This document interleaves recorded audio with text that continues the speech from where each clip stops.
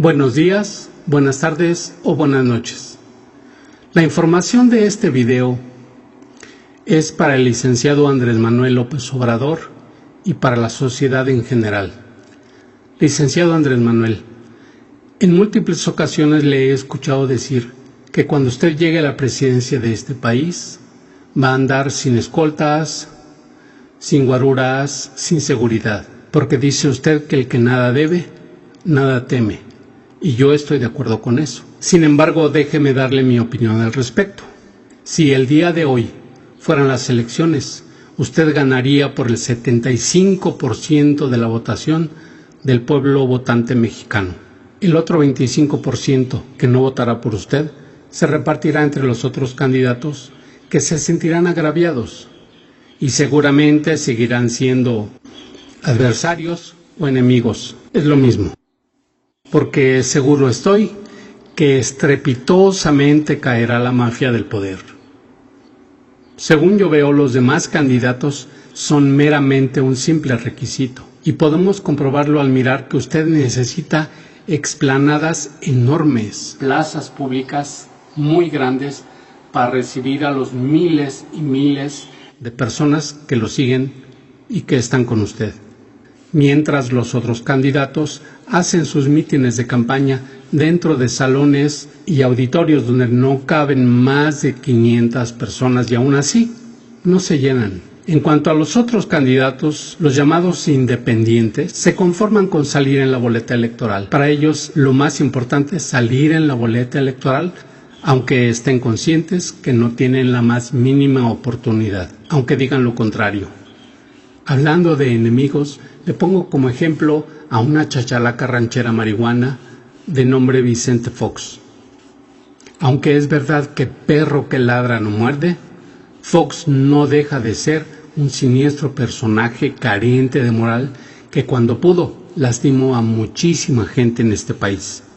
Recuerde que Fox, en una de sus múltiples noches con olor a marihuana, orquestó el desafuero en contra de usted y le inventó delitos a Napoleón Gómez Urrutia, a Néstor Salgado, entre muchos otros. Hay un tema también importante.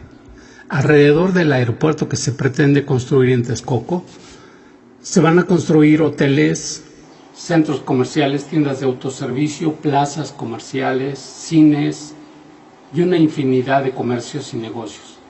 ¿Pero quiénes son los dueños de esos terrenos? Los empresarios amigos de Fox. ¿Pero quiénes eran los dueños de esos terrenos? Una comunidad de campesinos que por órdenes de Fox les fueron inventados delitos, fueron detenidos, encarcelados y condenados a penas que van de 14 a 140 años de prisión para despojarlos de sus tierras. Es cierto que Vicente Fox ya no representa un peligro más que para él mismo. Solo hay que mirar lo ridículo que se ve corriendo cuando la gente lo persigue reclamándole haber sido un traidor a la patria y un traidor a la democracia de este país. Aunque para él su mayor preocupación es perder su pensión. Parece que olvidó en qué lugar escondió todo lo que se robó del país cuando fue presidente de México. En todo caso, Vicente Fox no debería preocuparse porque hay muchas casas de ancianitos en México que por humanidad lo van a recibir, lo van a atender, le van a atender su bipolaridad, su esquizofrenia, su paranoia, sus delirios de persecución, sus estados de pánico y, por supuesto, su adicción a la marihuana. Pero no hay que olvidar que este país está repleto de gente como Fox, sobre todo políticos. No todos, pero la gran mayoría sí. Los mexicanos no debemos olvidar que ya tuvimos un presidente genocida, un presidente marihuano, un presidente alcohólico, bueno, y últimamente un presidente analfabeta. Es cierto que la gente que votó por ellos no lo sabía, pero bueno sería que lo reconozcan, que ya no se dejen engañar y que este 1 de julio del 2018, aprovechando que el voto es secreto, voten por el cambio que Andrés Manuel López Obrador nos ofrece y que este país necesita. Ustedes que me escuchan se estarán preguntando, bueno, ¿este tipo nos está sugiriendo que traicionemos a nuestro partido, a nuestro candidato? Sí, es justamente lo que les estoy proponiendo. Ustedes han sido engañados mucho tiempo. Ya es tiempo que le den la espalda a los que los han engañado también. Y no quiero parecer soberbio ni andar saludando con sombrero ajeno, pero la realidad es que Andrés Manuel no necesita el voto de los militantes del PRIAN. No lo necesita para llegar a la presidencia de este país. Solo estoy sugiriendo que la mafia del poder merece que sus militantes les den la espalda. Recuerdo que Zedillo le dijo a un reportero que es imposible terminar con la pobreza en un sexenio. Entonces yo me quedé pensando, cabrón, pues qué pendejos, tienen más de 10 sexenios gobernando el país y no pueden.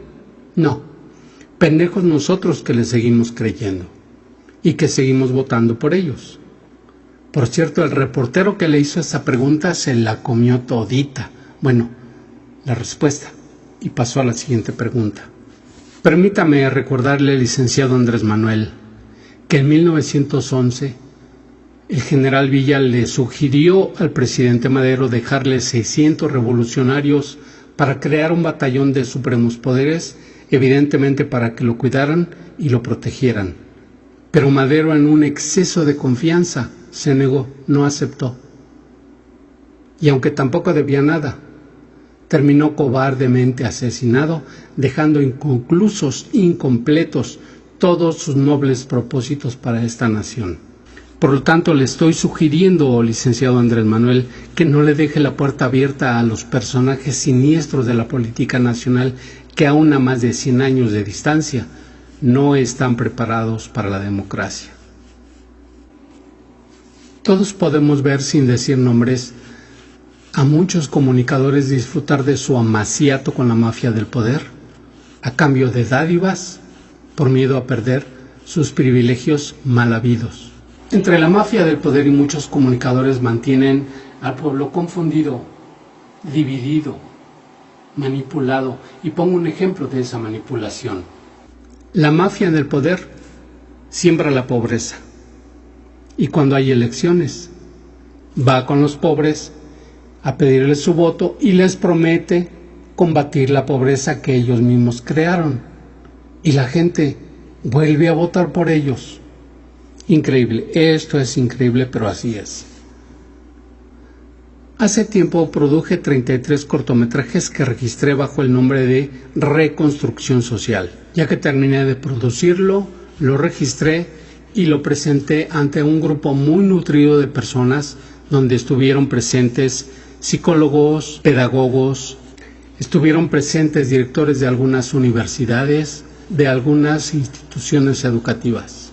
Todos de forma unánime estuvieron de acuerdo que era un proyecto que debía difundirse entre la sociedad. Entre otras cosas, a todos les pareció adecuado que los cortometrajes no atacan a las instituciones, no contienen palabras altisonantes ni frases en doble sentido, no se habla de política, no se habla de religión. Días después lo presenté a las autoridades del gobierno del estado pidiendo apoyo para difundirlo. Vieron los cortometrajes, estuvieron de acuerdo que es una maravilla, que va a servir mucho, que es muy bueno, que la sociedad, que no sé qué, que era muy bueno difundirlo. Y el vocero del gobernador me dijo, el gobierno del estado no tiene dinero para difundir esto, dése una vueltecita el año que entra. Yo ingenuamente, intentando defender el proyecto, le dije, licenciado, difundir este proyecto será como sembrar una semilla, que pronto hemos de ver los frutos. Tenemos la oportunidad de ser el primer estado en la República en difundir entre su población un programa de reconstrucción social con la finalidad de detener y revertir el caos social que está descomponiendo a nuestra sociedad. Y evidentemente molesto me respondió, nosotros acabamos de entrar al gobierno, nosotros no tenemos la culpa del caos social. Vengas en un año. Días después, en una rueda de prensa, los medios informativos más importantes del estado, después de ver los cortometrajes, me hicieron la pregunta obligada. ¿Qué pasó en el gobierno? ¿Cuándo van a empezar a difundir este programa? Mi respuesta fue, llegué tarde a la repartición de los apoyos. El gobierno no tiene dinero y me dijeron que me dé una vuelta dentro de un año. Ante la negativa del gobierno, monté el proyecto en una página web, lo tuve por 6 meses, pero sin apoyo es muy difícil hacer caminar una página web. Terminé guardando el proyecto en el cajón de mi escritorio y ahí se quedó, ahí está. Pero claro, lo guardé convencido de que el gobierno no va a hacer nada por nosotros, no va a hacer nada por el pueblo. Les voy a poner otro ejemplo. Cuando sufrimos el temblor de 1985, China, Francia, España, Alemania, Estados Unidos y Brasil donaron casi $500 millones para la reconstrucción, para apoyo de las víctimas, y ese dinero fue a dar a las carteras, a las bolsas, a las cuentas bancarias de Miguel de la Madrid y sus amiguitos. El gobierno de Peña Nieto también recibió dinero de algunos países cuando el terremoto del 19 de septiembre del 2017. Y aún hay gente durmiendo en la calle. ¿Y dónde quedó todo ese dinero? En la bolsa de Peña Nieto y sus amiguitos en el gobierno. Ahora no estoy diciendo algo que no sepan o que no se imaginen por lo menos. Mexicano, deja de pensar que más vale malo por conocido que bueno por conocer. Hagamos a un lado el temor al cambio que han difundido entre la población algunos comunicadores que evidentemente están cuidando su chuleta y deben obedecer a su amo, aunque con ello estén demostrando carecer de esos valores que nos definen como humanos. Pero a los sátrapas que ya estuvieron en el gobierno y que siguen intentando permanecer, ya los conocemos, ya sabemos cómo son. Concluyo diciéndoles, Andrés Manuel López Obrador merece el beneficio de la duda, toda vez que la mafia del poder, el PRIAN, ya demostró traer en su ADN el síndrome de la maldad. Con firme y plena convicción, este 1 de julio del 2018, todos aquellos que votaremos por Andrés Manuel asumimos completamente la responsabilidad de creer en sus promesas. El filósofo George Santayana dijo que aquellos que olvidan el pasado están condenados a repetirlo. Usted puede hacer la diferencia, créame. Por lo tanto, licenciado Andrés Manuel, cuídese, señor, no se le ocurra dejar a medio camino sus nobles propósitos para esta nación. Gracias por escucharme.